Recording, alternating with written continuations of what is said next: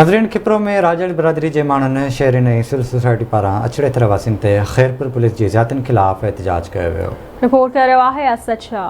खिप्रो में राजड़ बिरादरी के माण्हुनि शहरनि ऐं सिविल सोसाइटी पारां अछड़े थर वासियुनि ते पुलिस जे चढ़ाइनि ख़िलाफ़ एहतजाजी मुज़ाहिरो कयो। उन मौक़े ते मुज़ाहिरीन जो चवणु हुयो त 2 ॾींहं अॻु नारे तालके जी हद अछड़ो थर में मक़ामी माण्हुनि पारां परॾेही शिकारियुनि जी रस्ता रोक करण ते खैरपुर पुलिस राजड़ बिरादरी के केतरनि माण्हुनि ते सोरवा थाने ते केस दाख़िल करे मारू माण्हुनि जे चादर ऐं चौदीवारी जो तक़दुस पैमाल करे मुअज़्ज़िज़ीन समेत 20 खां वधीक माण्हुनि खे गिरफ़्तार करे गुम करे छॾियो आहे। हिननि जो वधीक चवणु हुयो त खिप्रो पुलिस बि खैरपुर पुलिस सां गॾु अछड़े थर जे मुअज़्ज़िज़ शख़्सियत अली मोहम्मद राजड़ जे फार्म हाउस ते चढ़ाई करे केतरनि बेगुनाह पोरियतहारनि खे गिरफ़्तार करे छॾियो आहे। अछड़ो थर में अरब शहज़ादनि तरफ़ां उते कैंपूं क़ाइमु कयूं वियूं आहिनि ऐं उतां जे मिसकीन मारूगणनि इहा मज़ामत कई त बाबा ही असांजा चरागा आहिनि, असां हिते असलूका वेठल आहियूं, असांजो माल हिते चरे थो, असीं हिते अव्हांखे इहे कैंपूं क़ाइमु करणु कोन ॾींदासीं। उन्हनि जी मज़ामत ते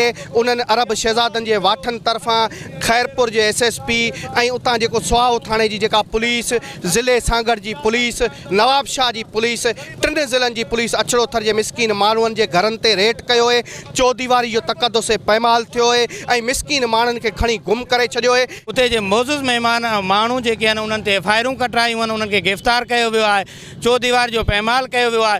असां मुतालबो था करियूं त जल्द जल्द सुप्रीम कोर्ट हाई कोर्ट खे त असांजा जेके 40 माण्हू 20 माण्हू ॿधा आहिनि उहे आज़ादु कया वञनि, 40 माण्हुनि ते जेका FIR हिननि कई आहे उहा ख़तमु कई वञे ऐं अरब शहज़ादनि खे वापसि पंहिंजे मुल्क मोकिलियो वञे, उते वञी शिकार कनि। नगर खां वठी कंदकोट खां चूंडके खां वठी अछड़े थर जे नारे उमरकोट कासबो ताईं जा मालिकी थरी आहिनि, न को कोई अरब आहिनि, न को उन्हनि जा वाठा आहिनि। तव्हां पैसनि एवज़, तव्हां 2 टकनि जे एवज़ पंहिंजे धरती जे धणनि जे लोढ़नि मथां गाॾियूं था टपायो, उन्हनि खे गिरफ़्तार था करायो।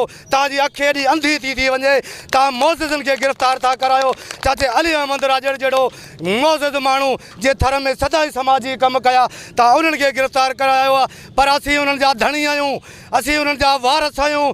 तव्हांजो इहो सिस्टम हलणु न ॾींदासीं। जेके धारियां अची असांजी धरती ते हिते शिकार करे असां ते जेके हिते तज़लील थी आहे, जेको मौजूद शख़्स अली मोहम्मद राजड़ ऐं ॿियनि ते जेको केस दाख़िल कयो, सख़्त लफ़्ज़नि जी मज़म्मत कयूं था।